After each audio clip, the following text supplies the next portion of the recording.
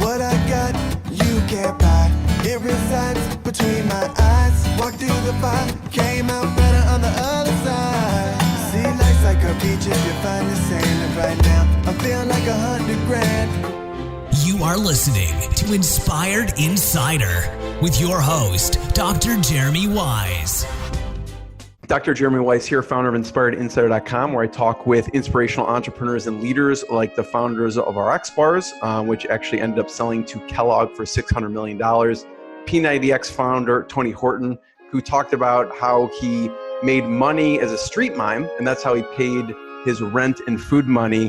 Talked to Nolan Bushnell about when he was Steve Jobs' mentor, that Steve offered Nolan 33% of Apple for $50,000. And why he said no.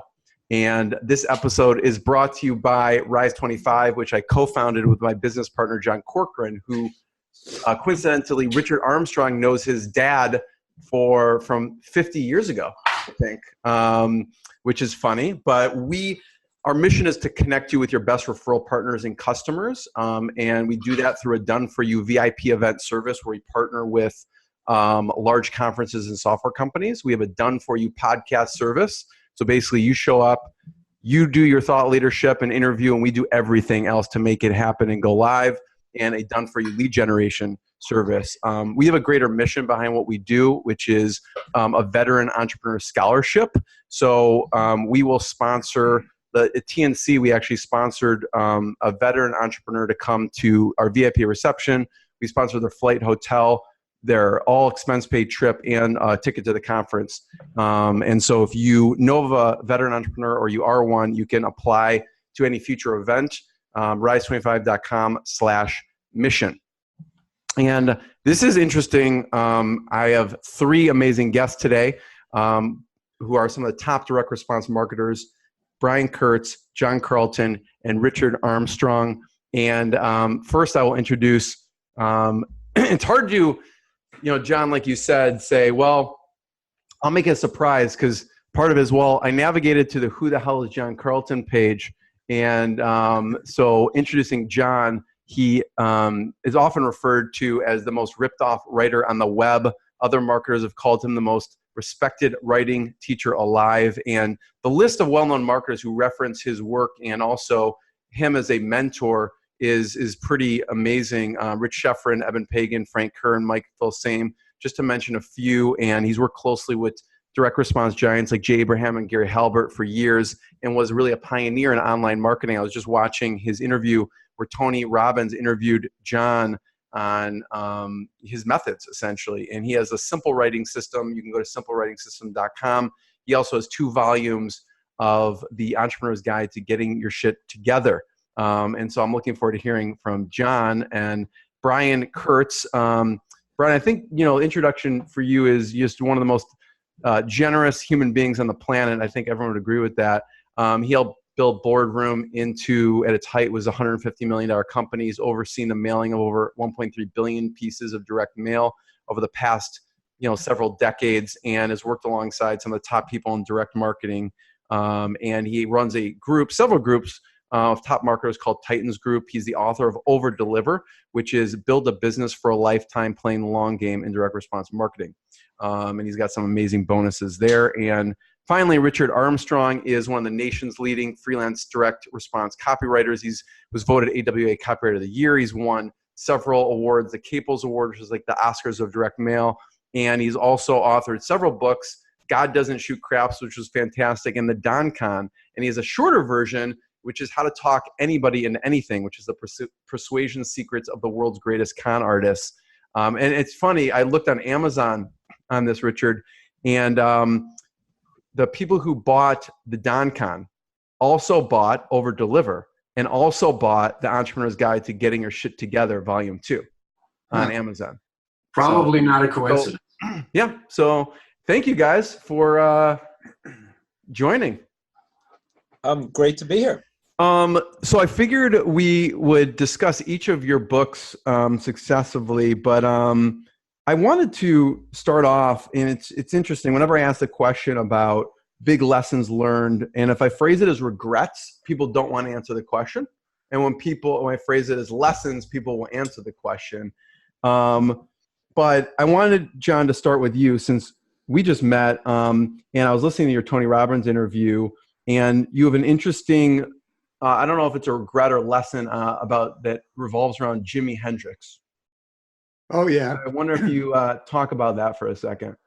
Well, I'm not sure what the context of it was in the Tony Robbins interview. I never listened. It was Kevin Rogers. It was Kevin Rogers. You were talking to Kevin Rogers. Okay. Yes.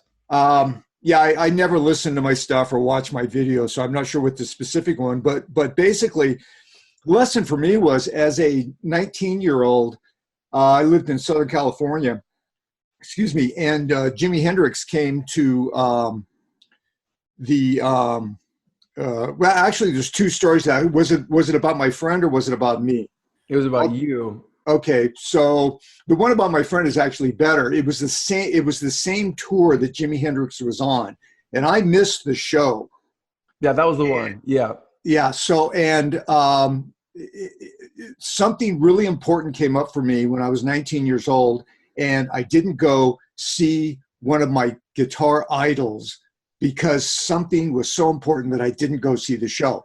Jimmy died very soon after that, and to this day, I regret not going to see the show, and I have no fucking clue what was so important that I couldn't haul my ass out to San Bernardino to Swing Auditorium to see the one guy I wanted to see at that time.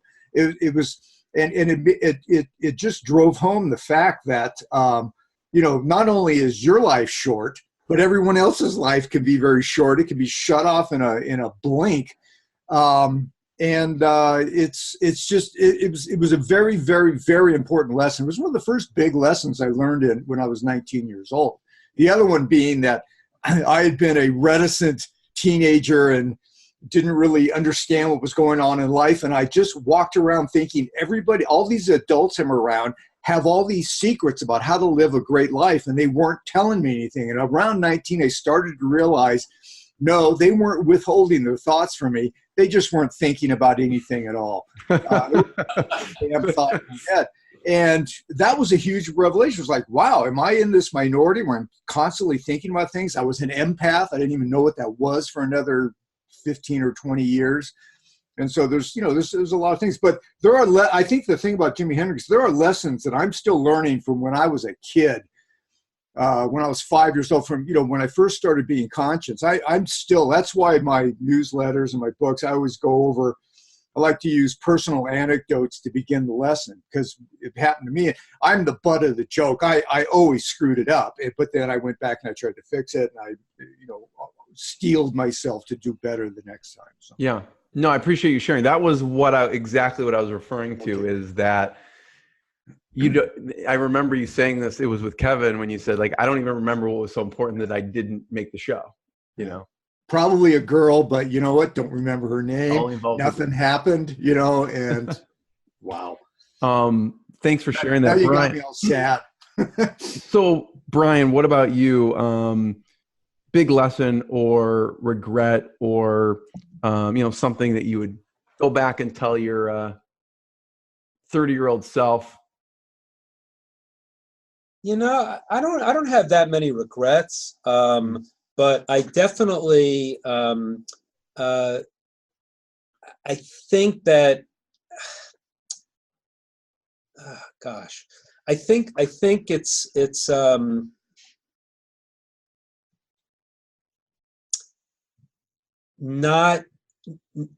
not feeling like to spend all the time that I spend feeling guilty or not thinking about, as John said, everybody else isn't thinking.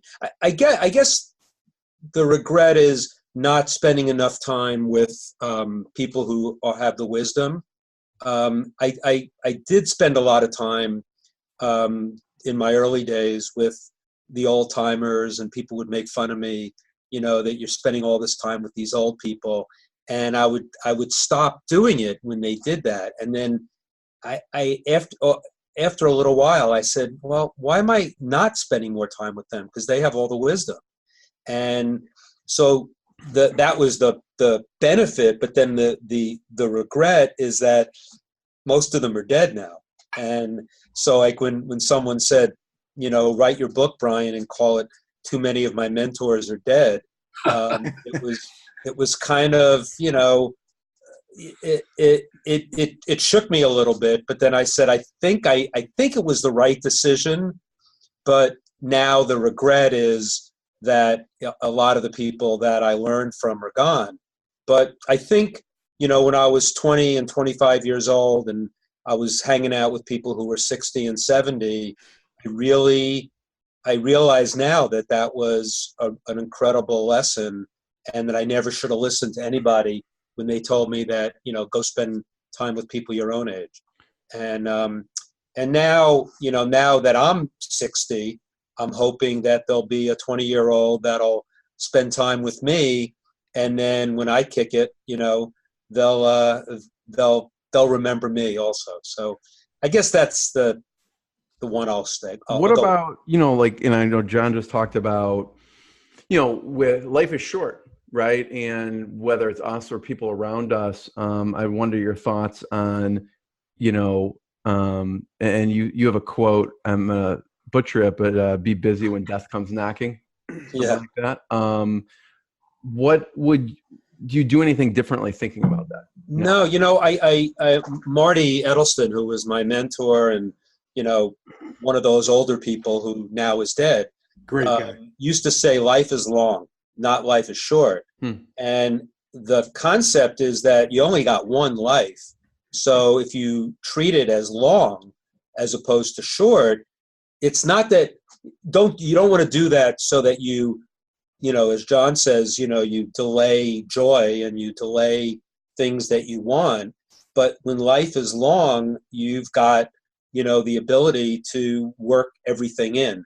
And so I think having, talking about life is long. And then as far as, when death comes knocking, be busy is really important, because I really believe that, death will come over to you. He's going to look at you and say, yeah, this guy's too busy. I move on to somebody who's a lot easier. And it's worked so far for me. And I think it's worked for a lot of people I know. And I'll stick with that as far as, and being busy means be up to something big. So life is long and be up to something big. You combine those two things, you'll never be unhappy. You'll always be living into, something bigger in the future. Richard, what about you? What big lesson or maybe a regret you learned from and changed? Thanks for putting me last so that I could think of something. Exactly. I really appreciate it. I had so much of a delay, I couldn't think of something. I've seen a number of your interviews over the years, Jeremy, and when you ask this, I know you ask this question almost every time, and since you brought it up, I remember you trying to ask Richard Viguerie. And Richard, I'm sure you recall this, Jeremy, he absolutely refused to answer this question. I think you asked him, you were very persistent. I think you asked him 3 or 4 times, and he was even more persistent. He refused to answer it 3 or 4 times. And finally, you just decided to end the interview. And the reason he refused to answer it is because and this is so typical of Richard, he's just always looking ahead, never looking back. He's like 80, what is he now, Brian, 88 or something like that? 80, yeah. No, he's 80, yeah, 84, 85, yeah. Yeah, and he's just always looking ahead, moving, what's the next thing? What's the next thing? And I wish I could be like that, but I'm not. I do have some regrets. One of them involves Richard Viguerie in the sense that when people ask me what they should do to become a freelance copywriter, I always say, I'm going to tell you something that you don't want to hear, and that is go get a job. Get a real job with a good agency or a good company, and learn the business that way. And I did have a job in an agency, but the truth is it wasn't a very good agency. I mean, I wrote one letter and they decided to make me the creative director. We were a very small outfit and we weren't particularly talented. And when I left that agency, I really needed more of that kind of education. I should have tried to get a job with Richard Viguerie, who was the best at what I was doing at that time, which was political fundraising. Or even better, I should have gotten a job with Tom Phillips, who used to work for Richard and then went off and started a newsletter business that became, next to Boardroom, next to AWAI, probably the biggest newsletter business of all time. That would have been ideal if I just spent a few more years there learning from people who really knew what the hell they were doing instead of immediately going off as a freelancer. And I have to say that's still affecting me somewhat today because I didn't get as good an education as some of my peers did. And then to add a simple pecuniary one at the end here as a second regret is that I didn't get into royalty-based copywriting early enough. I was a flat fee copywriter until, maybe, less than 10 years ago.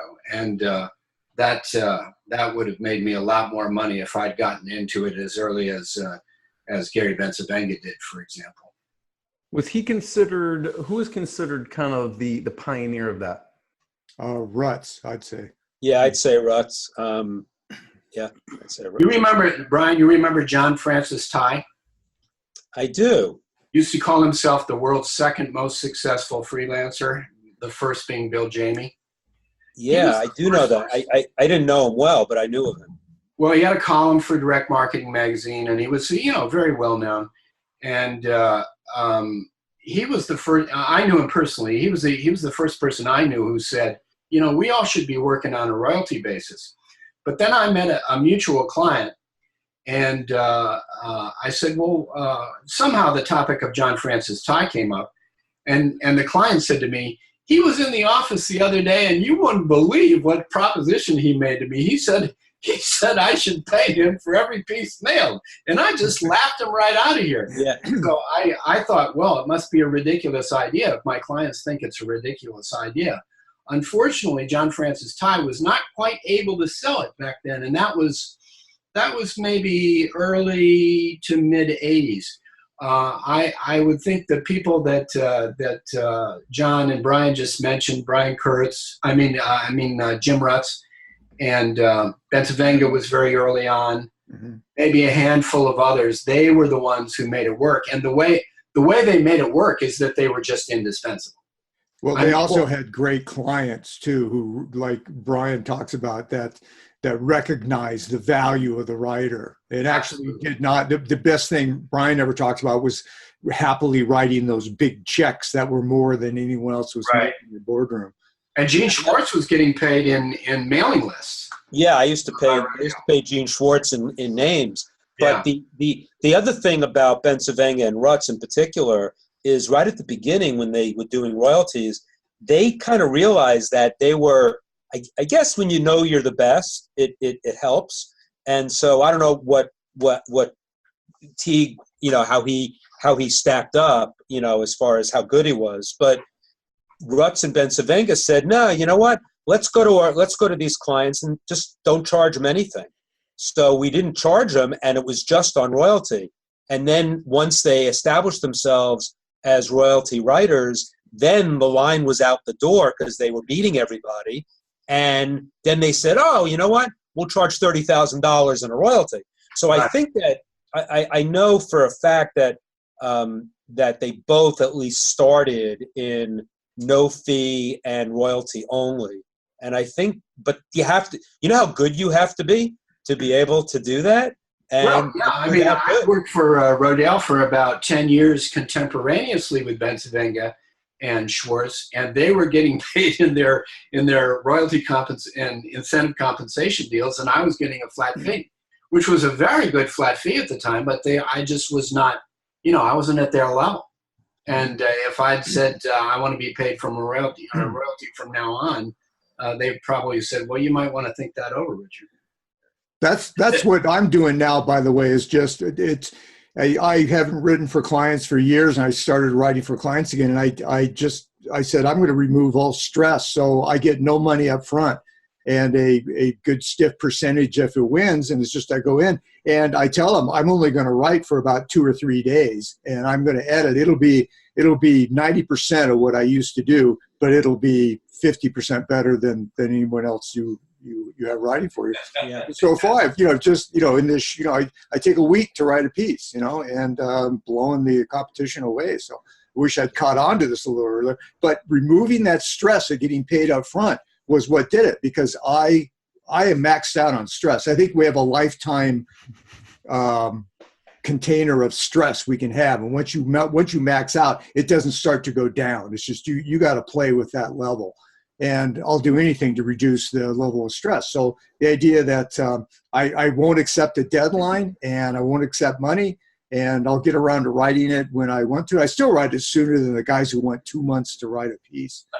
And I'm writing in very complicated, very competitive markets. So just throwing that out there. Richard? Yeah, and then the other thing is when you throw in the fact that since you have no stress and it's all about the royalty, the pieces rock. Control. Yes. You're gonna do all the updates, and you're gonna beat yourself before someone else beats you. Exactly. So, and that's an important consideration. It's one of the things that Bensavenga and Rutz prided themselves on. I mean, Bensavenga, like once he got a control, he never let it go. Mm-hmm. I mean, you weren't going to find somebody to beat him because he was going to beat himself. One thing about Jim Rutz, it's funny because, Deutsch and I and Brian had a whole session on just talking about Rutz. Yeah. But he was different than Bensavenga. I worked with both of them. I ghost wrote for Jim Rutz for a couple of years, learned how to write like him. And the advantage that Rutz had was he didn't give a shit what anybody thought about him or his ideas or anything. He did not care. And Bensavenga actually cared. Bensavenga is a very caring, generous individual. I'm not saying Rutz was a sociopath, but it was the first time I got a glimpse of how to adopt a sociopath's demeanor, which is something that Richard, of course, has tapped into very good with his book. And learning how to do that, how to not care. Like I say, I was an empath. To not care is like horrific for me. But I put on that hat when I start writing. When I don't have a deadline and you didn't pay me any money, then screw you. I'm going to write what I want. Oh, and the other agreement is they have to mail what I write. They can't change it. They can test against it, but they can't change a word unless there's a legal problem with anything I say.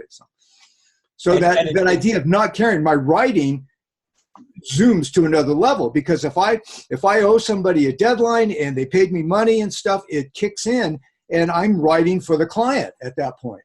And that's the wrong way to write. We should be absolutely free to write whatever the hell we want because we're going to do the right thing. Well, I have almost a 40-year career. Richard's is at least as long, and Brian's, I think yours is even longer, even though you're younger than I am. So anyway, had to get that out. Yeah, no, but and Rutz, he didn't, not only didn't care, but then you did have to go through a certain editing process with him, because he was kind of a hermit, so he didn't understand societal norms, and politically correct wasn't something that he understood. He was a bull in a china shop. Bull in a china shop. John reminded me of another regret, Jeremy, and that is that I spent way too many years worrying about what the client would think rather than what the customer would think. Ooh, I used to think if only I make the client happy, then everything will be just fine. So as a result, I became like the king of copywriters who have written copy that the client thinks is absolutely wonderful, thinks can't lose, fantastic, and gets out there and bombs. I mean, I've written so many of those over the years. It's ridiculous. And it all stems from thinking that that I've got to please the client rather than trying to, speak directly to the customer. John, you talk about this with Tony Robbins, actually, is you said, you've lost and done a horrible job when the boss thinks it's good. Yeah, I want my clients staying up late at night, unable to sleep when it's going to drop tomorrow. Oh God, my life's over. My wife's going to leave me, and I want them completely. And I lucked into a couple of clients who said, "We will do that. We'll take the leash off you. We will mail everything." That's how they got me to work for them. We'll mail everything you write, and we'll take the heat. And I said, okay, but you guys, if there's a legal problem, let me know. But other than that, yeah. And they they glorify in the stories about not sleeping for 3 days, waiting for that 4-page ad in Golf Digest to come out with the one-legged golfer ad. I mean, they're all happy about it. It's all funny stories out, but it was deadly serious back then. It was affecting their health. And my answer to that is, don't be a client then. It's a rough game. This is NFL football. This is there's no crying in baseball and direct response. So. One of the biggest things I think in my life that I've found to be probably the most valuable thing in any aspect, whether it's business or health, is a mentor. And it shortcuts the process. And I know all of you feel that's probably, when you look back or now, that's the most important thing in experience and just kind of leaping and time collapsing things. So I wanted to talk about each of your favorite mentor stories for a second. And John, I want you to start with, I thought it was really interesting how you kind of broke in with Jay Abraham early on, and then any other mentor stories, but start with that one. All right, I'll try to keep it short. Basically, I went into freelancing because all my other options in life were shut off to me. I kept getting fired from jobs, and it was one shot. I had like a month's rent paid and enough, gas for to fill up the car one time. And I went out, and all I had was John Caples' book, Tested Advertising Methods. And I went out there and I discovered Claude Hopkins. So I read Claude Hopkins. I liked it so much. I read it again, My Life in Advertising and Scientific Advertising. Read it again and kind of made a habit of reading it. And was getting my jobs in the Los Angeles Times want ads and saw an ad for a writer. And they wanted a little packet of stuff and a little story about, why I should be in direct response. And I sent it to him. It was Jay Abraham. And he sent me back my package and said, you're obviously not suited for the kind of writing I want done. My advice is you go read Claude Hopkins.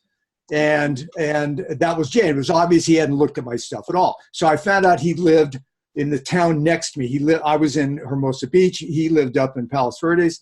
I found out where his office was. And that afternoon I drove up there with the intention of hitting him. I was going to, my fantasy was him opening the door and me punching him just like in the movies and him reeling backwards.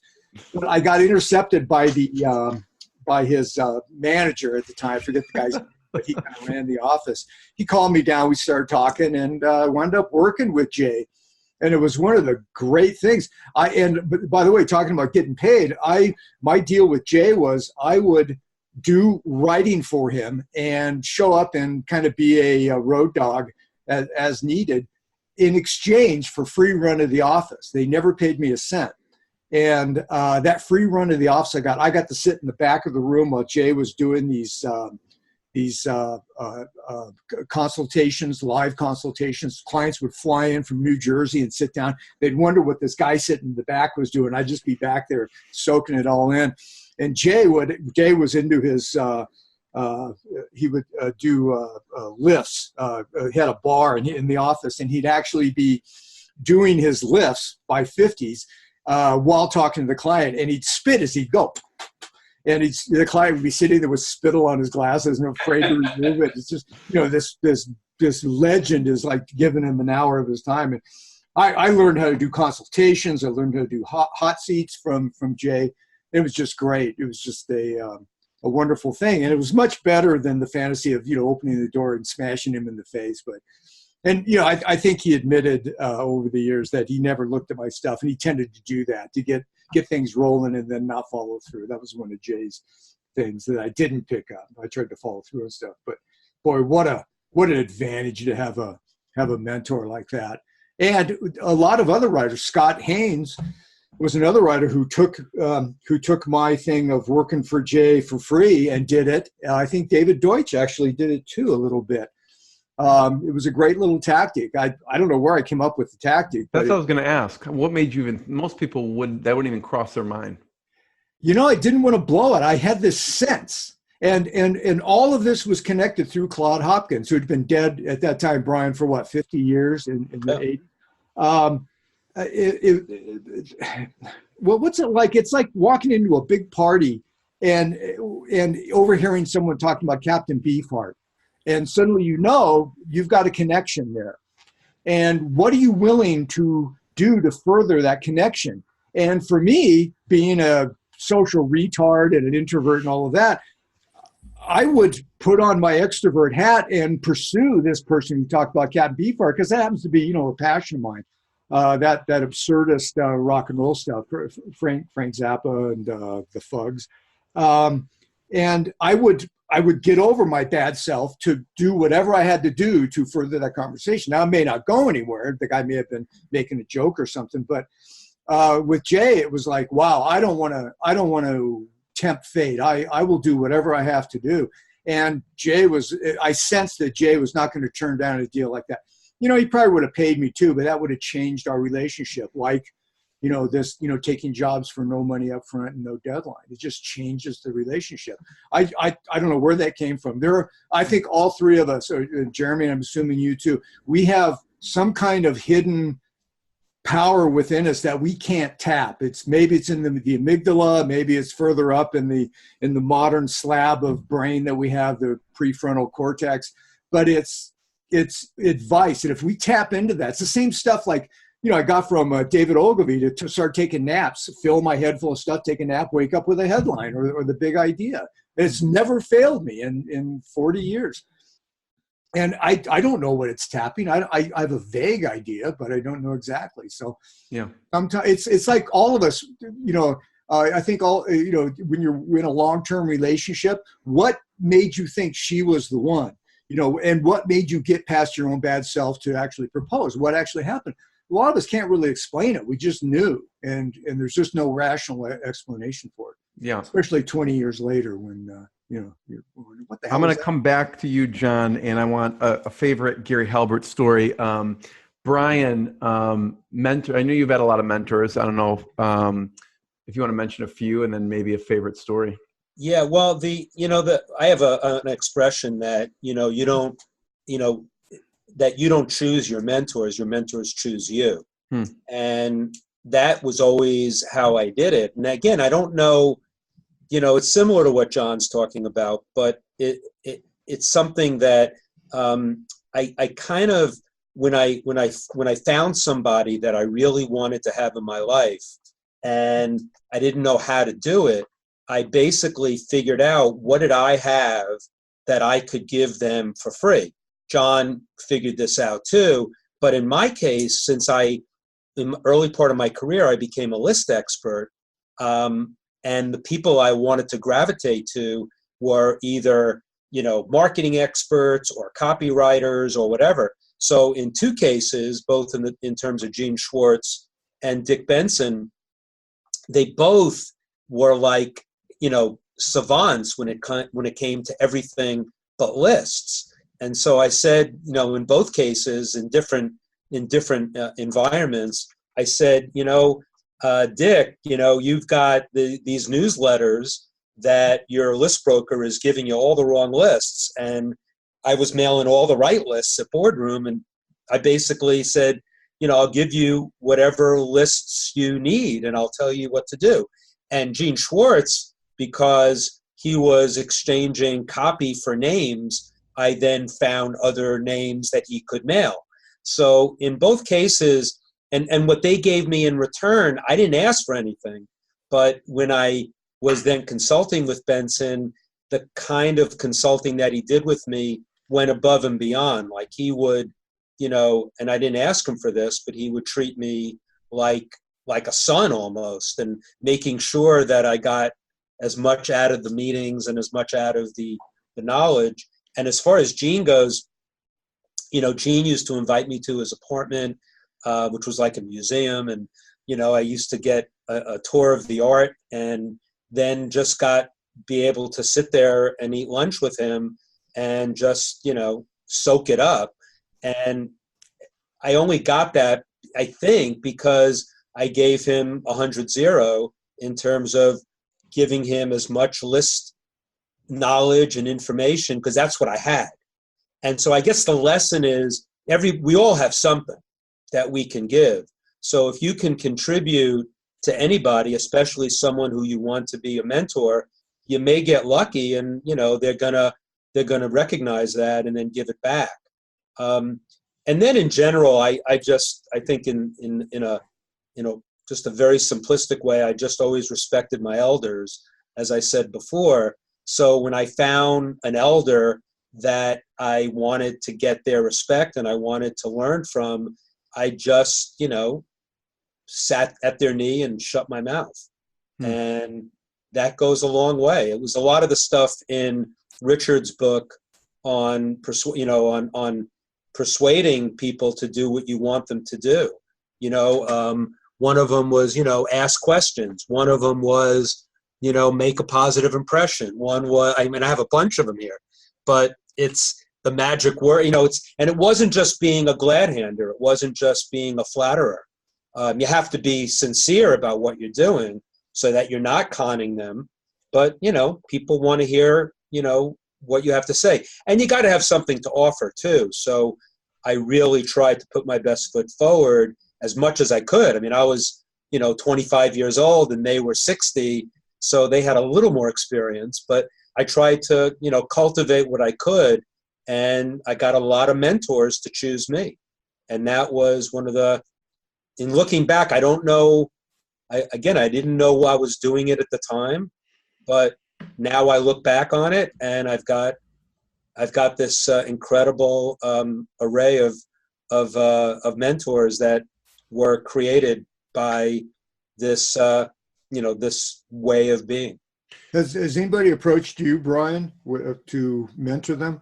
Yeah, like when I get the thing, will you be my mentor? I don't pay much attention, and I try to give them a lot of reasons why they can do certain things. But the Jim Rutz product, we're gonna be launching that soon. And that's the one that John said we did a video with me, John, and David Deutsch. So I went out in my weekly blog, and I said, I did a blog about Jim Rutz, and then at the end I said, Jim's sister gave me all of his swipes and all of his work, and I'm going to put together the giant, read this or die, the lost files of Jim Rutz. And I didn't even ask for anybody to help me with it. And 3 copywriters out of my list said, I've always wanted to learn about Jim Rutz. I'd love to work on this with you. Not asking for money, not asking for anything. And those 3 guys they just stepped up. What's that? They just stepped up. They just stepped up. They said, I want to work on this. And they've worked on it with me. And they might make some money on it still, but they weren't doing it for the money. And all 3 of them, I would say, are my mentees, whether they like it or not. They did to me what I did to a lot of other people, and I wasn't being conned. I knew exactly what was going on, but I loved it. I loved it because they were sincere and they're genuine. And now I've got these 3 cubs that I don't even need them because I don't do copy cubs because I'm not a copywriter. But I've got these 3 guys who are going to be, my students, and it's pretty rewarding. It's really good.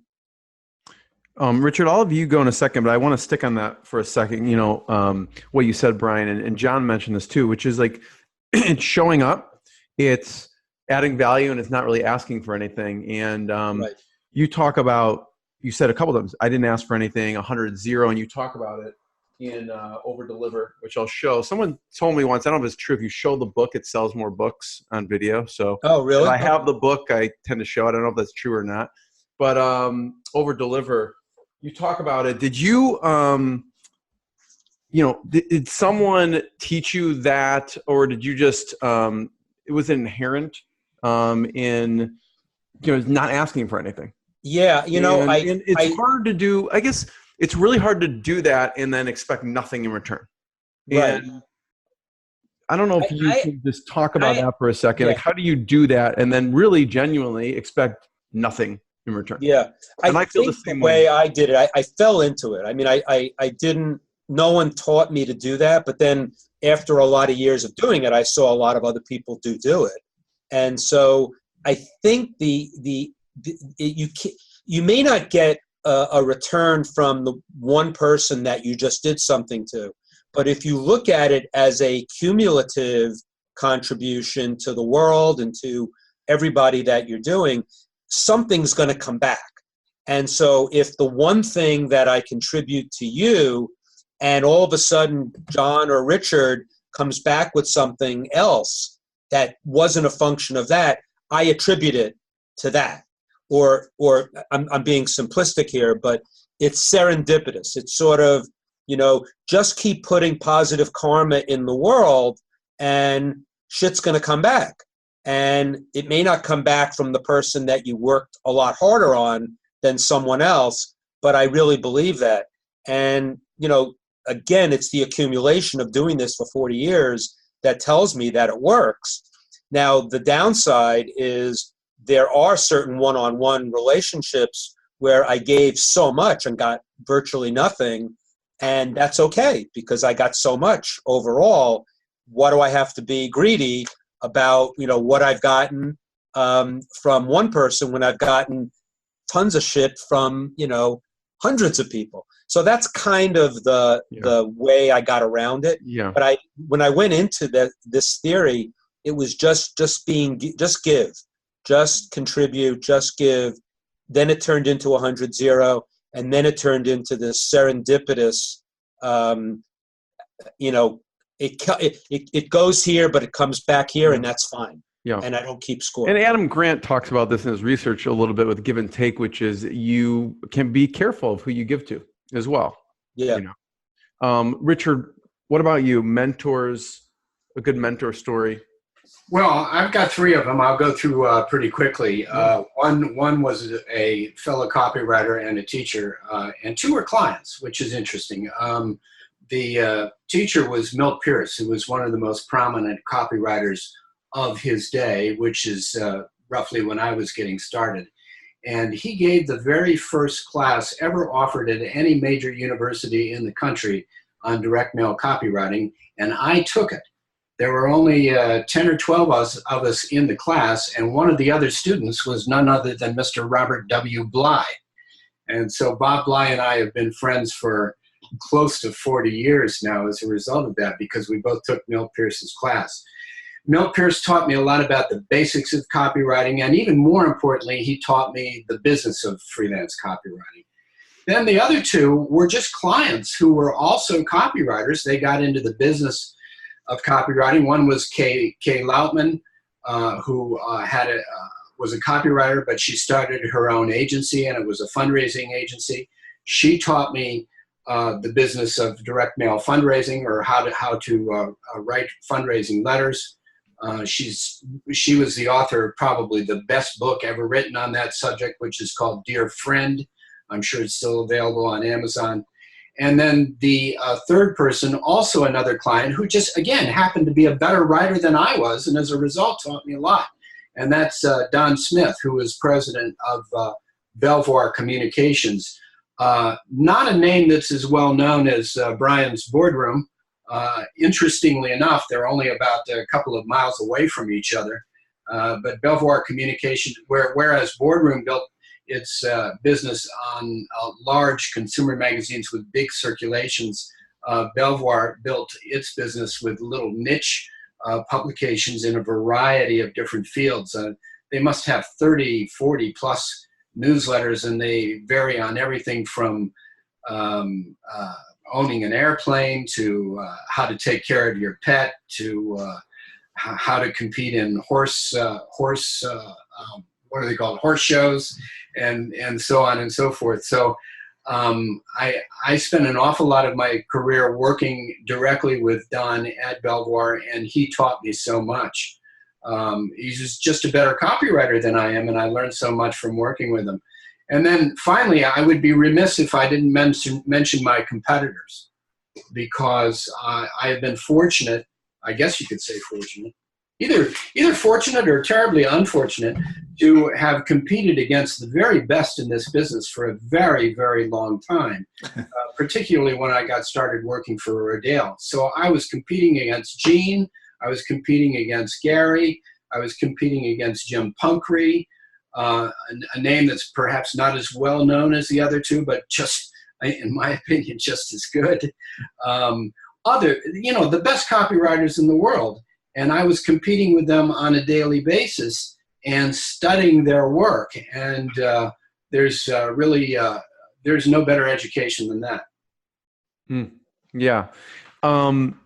So I want to discuss each of your books. And John, first, we can't end this without telling a good Gary Halbert story. So we'll start with that. Yeah, I think the best one was when I stalked him. I met him at Jay Abraham's divorce party, and he was arrogant and dismissive, and I liked him immediately. And he had just started his newsletter, so I stalked him, and I finally got him to ask me to come aboard. I mean, I started going to some of the little events he was giving. I just I was very prolific. But yeah, come on board. I'll pay you, and we'll do this. So one of the first meetings we had at the 9000 building on Sunset Boulevard, right up from the Playboy building and across from the Roxy, I brought a pad of paper. We were going to sit down and do an hour of hardcore talking to clients, writing for clients, doing big idea stuff. I sat down. Right as we sat down, he had 3 secretaries at the time. They all burst into his office. I mean, the printer was down. The landlord was on his way up with a serious problem. There were a couple of mad clients on the phone, all this stuff. It was like chaos. So I kind of picked up my stuff and put it back in my briefcase. I thought this meeting's over. And Gary just got up, pushed them all outside, closed the door, locked it, and sat down and said, Operation Money Suck. And while chaos happened outside, we just calmly went about our business, calling and doing the stuff that brought in the money. I've never forgotten Operation Money Suck. That's your number one job. And magically, when we were done, about an hour and a half later, we opened the door and everything had been solved. Somehow they'd figured out the printer, the landlord was gone. It wasn't such a big deal. And they calmed down the clients. It was kind of like throwing the corporal, into the trench, saying, you're in charge now, when he's always taking orders himself. It's like, just do it. And he happened to surround himself with very, powerful women who, just needed a chance to do it themselves. So. That was a huge lesson. So I want to start with your book. You have multiple books, but I want you to talk about the Entrepreneur's Guide to Getting Your Shit Together, Volume 2 or 1. What should people know about Volume 2? Okay, well, first I want to say how pissed off I am, and most of the other writers I know are at Richard, for actually having taken that goddamn novel in the bottom drawer of his desk and published the damn thing. So, and doing a really good job of it. I have my novels, and all of us do. And, congrats, Richard, for doing that. So thank you, sir. To move laterally into the fiction world. So my books, the Entrepreneur's Guide, I've written a number of books. I wrote Kick-Ass Copywriting Secrets of a Marketing Rebel in 14 days because I had to have it ready for I think a Dan Kennedy seminar I was speaking at. I've got a number of other books. You can find everything at my blog, john-carlton.com, just to be vain about it. But for starting about 2001, I think, or maybe 2002, and going for something like almost 90 issues, I did a monthly newsletter that was very expensive and only went to the A list in direct marketing. And so nobody else saw it. I just poured my heart and soul into that newsletter. It was an 8 to 12 page newsletter that went out of just me ranting. It was called the Marketing Rebel Rant. And I did rant. I would pick a subject and just go off on it. And then I stopped. I can't remember. It was either 2008, 2010. I'm not sure. But it was timeless stuff. The age of the newsletters didn't matter. I realized I should probably pack these together into a couple of books. So I picked the best. Each of those books is over 350 pages long. So there's, I don't know how many newsletters, but I turned the newsletters into chapters. I did some editing. I added a few things from my blog and basically put out these 2 volumes, which are essentially rejiggered newsletter issues, going a little deeper. So it was just really fun to do, to revisit all of that stuff. I decided to make my career an ongoing autobiography. So all of my stories, and you either like it or you hate it. So if you go on to Amazon, you look, there's a number of people who really hated it. This is awful stuff. He just talks about himself. And then there's the people that get it, and they become kind of rabid fans. So that's the story of the book. I meant it to be a guide, but not so much. The second volume actually has some checklists of the checklist of how to become an entrepreneur, how to hire a writer, how to be a better writer, things like that for any kind of entrepreneur. But the idea of it being a guide to entrepreneurs is a little broader. It's a sense of, it's not do this, then do this, then do this, and you got a business going, put up a website. There's plenty of that stuff out there. This was the deeper stuff. When you clear away the stuff on the surface of the pool and you go to the deep end of the pool, this is where this stuff comes in. You're going to encounter it at some point. Often, if you're unschooled in it, you will encounter these lessons and not realize you're encountering it until later. And if you miss them, you're not going to become as good as you could. So this is starting at the 80% of being an entrepreneur and taking it to 100%, where you're as good as you're going to be, and you're much deeper. When guys like Brian and Richard and I and Deutsch and all the other guys hang out together, we often have to wait until the rookies leave the room before we tell the good stuff.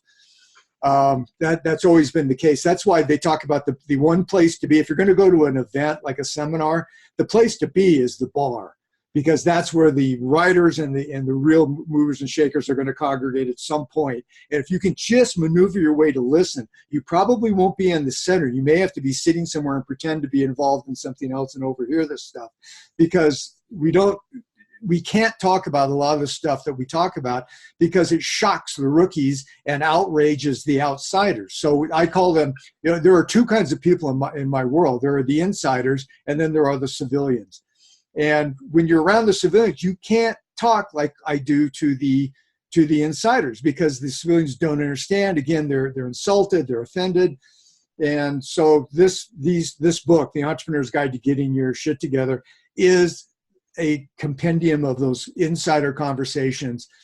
And as you'll see on Amazon, when occasionally a civilian will come across the book and buy it and just be outraged at this stuff, but the insiders all get it. So. Yeah.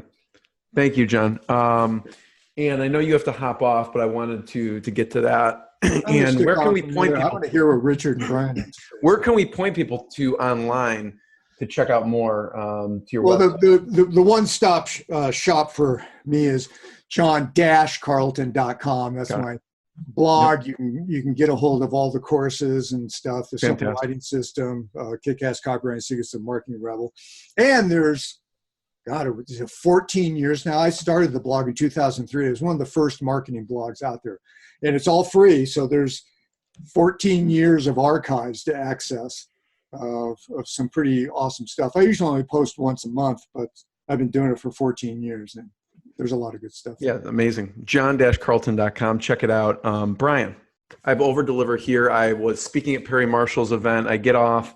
I start chatting with a few people. I spoke, and people came up to me and said, because I had your book in one of my slides, and 3 people read it on the airplane over to his event. And I love the 100-0 concept and everything like that. And so thank you for writing this. I wanted to talk about a few concepts in the book, but it's hard to pick which one. I don't know if you have a favorite. If you don't, I'll choose one. And I guess when I think about the book, and it's basically my career, and so I did it for 40 years, and now I want to teach it. So so you've got there's a chapter on over deliver, there's a chapter on original source, there's a chapter on how paying postage made me a better marketer, there's a chapter on RFM, a chapter on creative, a chapter on offers. So it's all of that. Yeah. And the last chapter is playing the long game. Yeah. And that kind of brings it all together. And when I look at my career, all the things, I didn't invent anything. I just know that here's a concept and here's how I applied it. And if I can tell my story around it, I think it's a great way to get people access to some concepts that they might not get access to had they not been around to learn things like RFM and lifetime value and 40-40-20 and all those kinds of things. But again, I didn't invent anything, but I put a good story on it. Yeah. But the last I like chapter, you're saying, Brian, I don't know if you came up with this, but I've heard you say it is Facebook didn't invent lookalike audiences, and it comes back into that's you saying the same thing about this stuff, right? Yeah, which is, you didn't invent it. Yeah, and it's not like I'm clear about not taking a stroll down memory lane, but the reason why you want to learn original source is and be able to apply it to what's state of the art today. That's going to make you better at state of the art today. You could still be good at anything in marketing today, but I think if you have some foundation in direct response principles, it'll only make it better. So I think that the book serves as my way of being the bridge between the fundamentals of direct marketing and everything that's state of the art today. And again, the last chapter is playing the long game, and that's a series of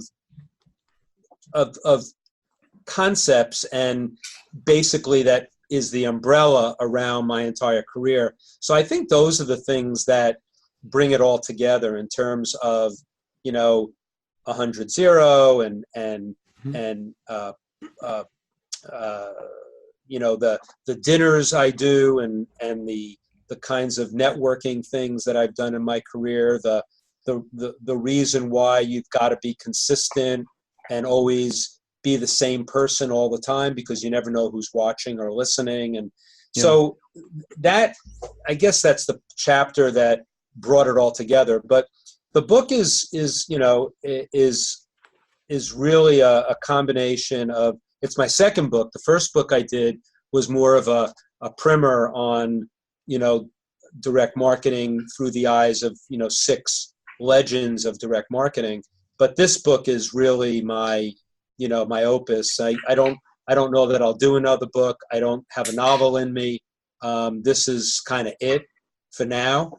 And so what I did was, while I was doing that, I created a site at overdeliverbook.com that honored all my mentors, so that all the people that I have a Jay Abraham course and some keynotes. I've got Gary Bensavenga's bullets. I've got a swipe file of mailing pieces going back to 1900. I've got Dan Kennedy, a swipe book from him. I've got 2 classic books of direct mail PDFs of Dick Benson's book and Gordon Grossman's book. So what I did was I realized that my mentors are not going to be remembered if I don't remember them. So by mentioning them in the book and then putting together this resource site, that was as much fun as writing the book. So basically, you go to that site, you go off and buy the book through that site, come back to the site, and you get access to 11 bonuses that are outrageous. And so I over-delivered on the bonuses so that it would be consistent with the book. It is the best package of premiums ever put together to promote a book, in my opinion. Yeah. I've heard other people say that too. But it's probably, and some people say, oh, it's too much. And I said, well, you never can have too much. So anyway, overdeliverbook.com, people can go there, they'll buy the book and they'll get as much in bonuses or more than the book itself. Yeah. And I'm tempted to, which I won't do out of respect for all your time, but like one of my favorite chapters, chapter 5, is offers, and you know the first quote is, "The right offer should be so attractive only a lunatic would say no." Claude Hopkins, and you mentioned so many things. So I was tempted to I want to get John's and Richard's thought on offers, which I won't do right now. But I mean, you do mention here, like Richard said, premiums, and you also just don't know what will hit. And John, you talk about this too with when you're talking about bullets, that sometimes you would write 10, 50, 100 bullets because you just don't know which one is going to jump out at someone, right? Right, and their entry points into the package or into the promotion, and by having all those entry points, you're guaranteed to make someone vibrate. Yeah. So anyways, thank you for writing this. It's still my anal self wonders why this got smushed into the side, and I want to you know what you've got. I don't know why you don't have the hardcover. That's the galley. I like the galley. Yeah. So anyways, thank you. And I want to talk about how to talk anybody into anything, right? And the DonCon. And I was reading, I always love reading the, not even the book, but the initial part of who writes, what they liked about the book, because you could really see the who's who. Brian, you have this, and Richard, you have this, Dan Kennedy, and I get to the last one, and it's John Corcoran, my business partner's father, who actually wrote this last one. So that was a bit shocking. I was like, okay, that's interesting. But how to talk anybody into anything, and con artist secrets. And I think you were talking about switching this to being a bonus on your book. So no one can get it for free. You have to buy the book now, as of right now. No. Right now you get it for free. I was just chatting with Brian about whether I should change that around. But, right. 44 con artist secrets. And so I figured we'd talk about a few of them. Okay. Is there anyone that would? Well, that before or Brian can I interrupt for just a second, John? I want to say something about my colleagues' books here, and this is not just to make sure that John stays on the call, but but flatter him and he'll stay on. Yeah, that's right. That's my thinking here. This book, in my opinion, there are 3 books that take an overview of the entire industry. 3 great books. The View from 30,000 Feet. And it's not an easy thing to do because it's a very complex and big industry that involves a lot of moving pieces. Those 3 books are Successful Direct Marketing Methods by Bob Stone. The second one just called Direct Marketing by Ed Nash. And they're both classics, absolute classics. And this is the third one right here. And it's not only as good as those first 2, and Brian touched on this, the thing that makes it different is that it helps make that transition from the paper and printing world to the world we live in today. If you buy Successful Direct Marketing Methods by Stone or Direct Marketing by Nash, you're not going to find anything in there about the internet or email, VSLs, or anything like that. All the realities that we have today, simply because they were written so long ago. But this book not only matches theirs in wisdom, but it helps us, helps bring the business into the 21st century. And this book by John Carlton, this book actually reminds me of my 3 favorite books of the Old Testament. Proverbs, Ecclesiastes, and the Song of Solomon, which were all written by Solomon, the wisest man in the world. And this really is just accumulated wisdom over a long, long period of time of working on the front lines with both small and large clients, and fighting the battles, and just all the things that John's learned over those years. And there's just so much pure wisdom to soak up from this book. I absolutely love it. And now we'll talk about the important book. Which one did you want to ask me? I was curious, which out of the con artist secrets would there be any that John or Brian disagree with? Well, you have to first make the point that copywriters are not con artists, and the difference is something that the law, it's a principle that the law recognizes, and that is criminal intent. Con artists have criminal intent, copywriters don't. Con artists basically want to steal from people. They do it in an incredibly clever way, but they basically want to take your money and get out of town. Copywriters, on the other hand, not only want to give you a product that's worth as much or maybe even more than the money that they're asking for it, but they really do want to start a long-term relationship with you, because one of the fundamental principles of our business is that you usually either lose money or at the very best you break even on with your first product. It's when you start selling product number 2, 3, 4, and so on and so forth that you start to really make a profit. So the last thing you want to do is make somebody feel like they've been cheated or that they've been ripped off or anything like that. So that's the big difference. Having said that, we use very much the same techniques, almost exactly the same techniques. As far as what they disagree with, I don't know. There's some things in my book that don't necessarily apply to copywriting for the simple reason that they have more to do with persuading people in person rather than in print, like the concept of mirroring people, for example.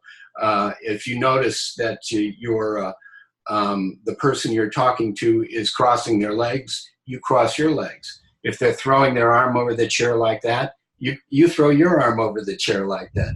It just helps create a bond of trust and, well, the word that John used, empathy, between two people. And there are a lot of tips in there that I shouldn't say they can't be applied in copywriting, but you have to do a little thinking to realize how they could be applied in copywriting. Well, but talk about, Richard, there's a few of my favorites. One is don't change minds, validate emotions. So I want you to talk about that.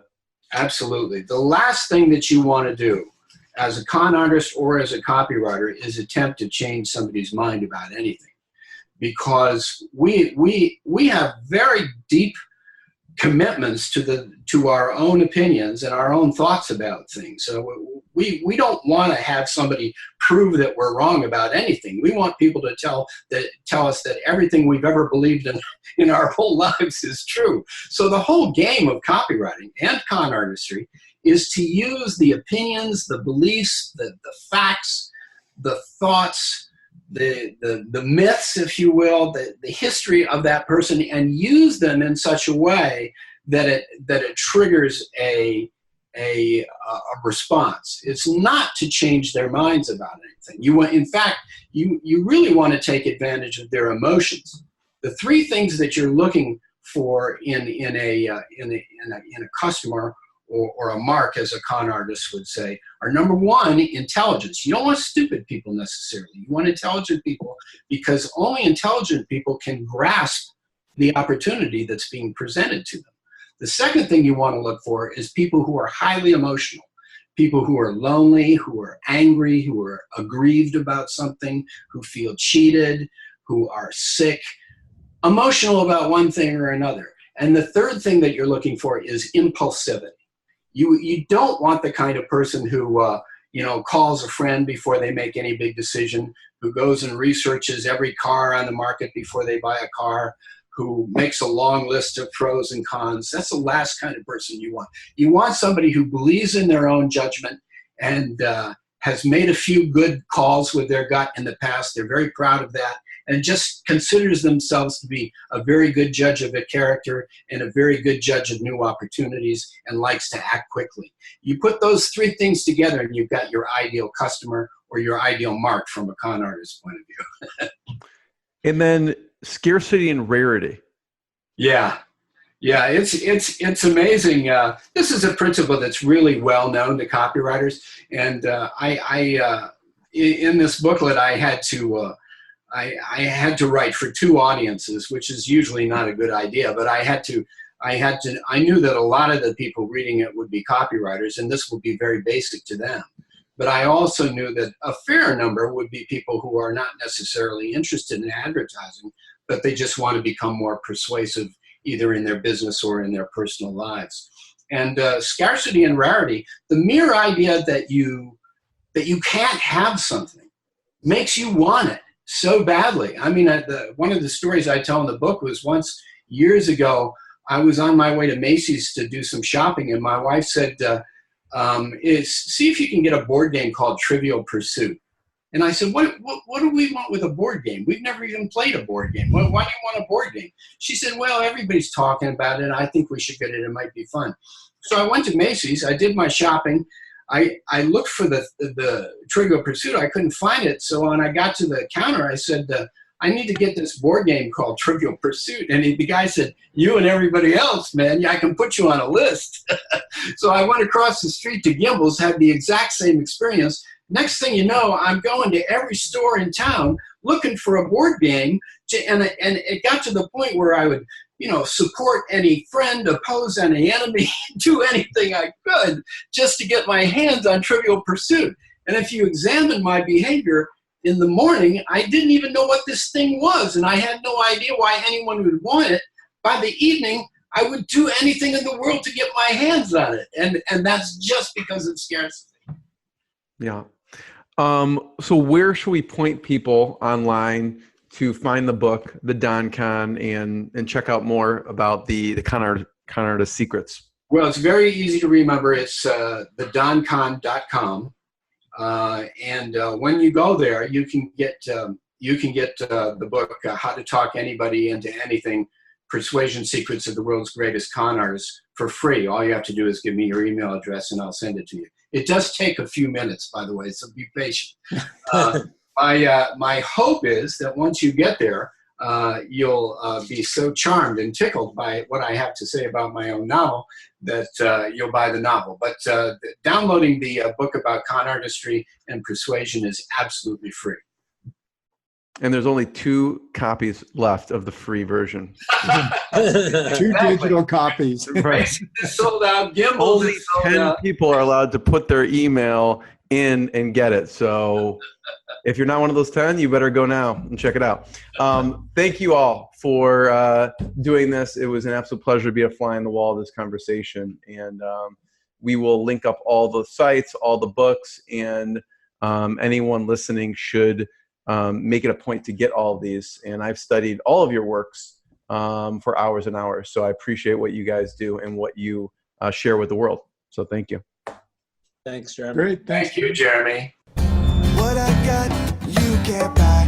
It resides between my eyes. Walked through the fire, came out better on the other side.